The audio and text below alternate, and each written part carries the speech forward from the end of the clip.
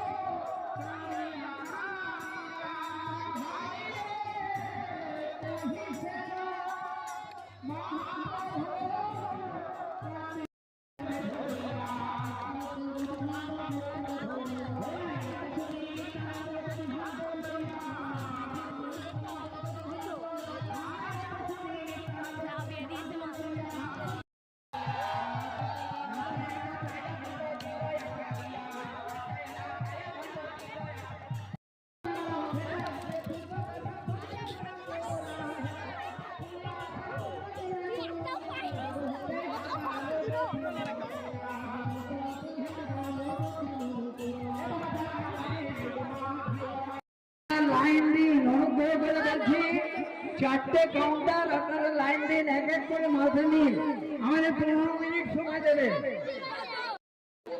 তো তারপর এখানে ভোগ ভাঙা হয়েও গেছে, আর এখানে সবাই টোকেন নিয়ে চলে গেছে ভোগ নিতে।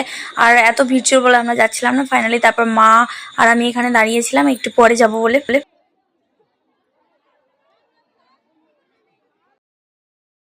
তারপর মাও চলে গেছে ওখানে ভোগ আনতে, আর আমরা আমাদের ভোগটাও নিয়ে চলে এলো।